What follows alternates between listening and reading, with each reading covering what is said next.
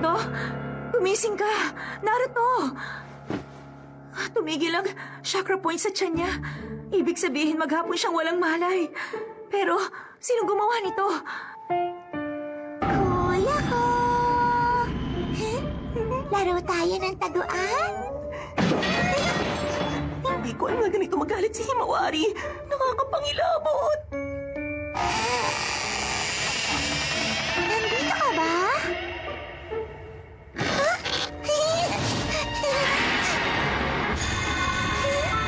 Kuya! Kita na kita!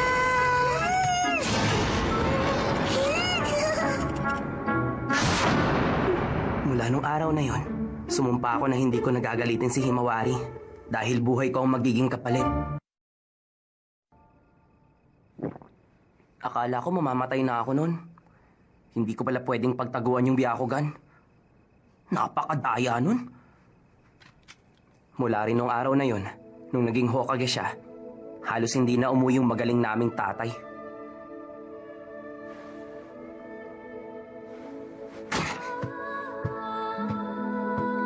Nakakainis.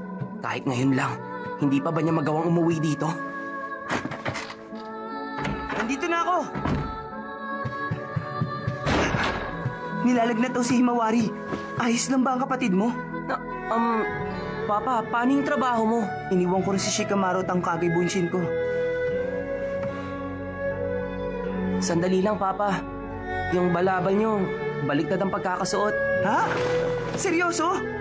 Imposible. Ay, oo nga no. Ang Iba bihira. naman yan. Palpak pa rin talaga.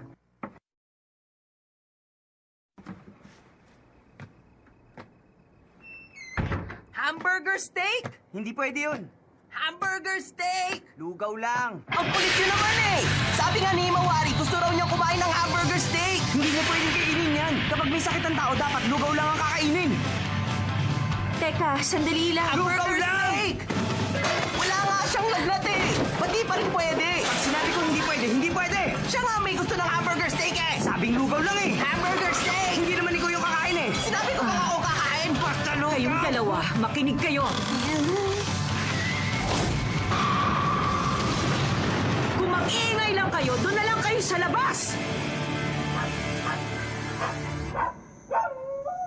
Kasalanan mo to eh. Ginalit mo kasi ang mama mo. Nagalit lang siya kasi ang ingay-ingay niyo. Di bale, mukhang okay na naman si Himawari. At ang dami ko pang trabahong iniwan na hindi tapos. Buti pa, bumalik na ako.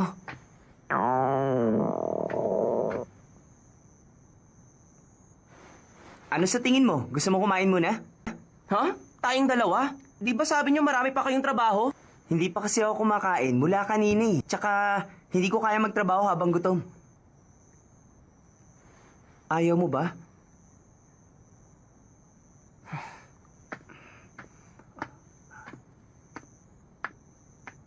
Sige, sasamahan ko po kayo. Pero, saan niyo po balak?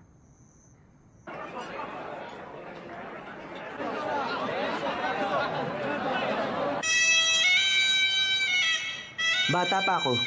Suki na ako sa restaurant na to. Marami akong alaala dito. Dati, napakaliit lang ditong pwesto nila. Ngayon, umasenso na ah. Bakit naman ramen?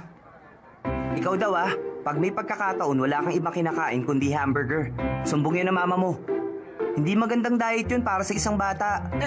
Ha? Kayo nga dyan, panay ramen lang ang kinakain eh. Ha! Ha! Hindi mo kasi alam kung gaano kasarap ang Ichirako ramen.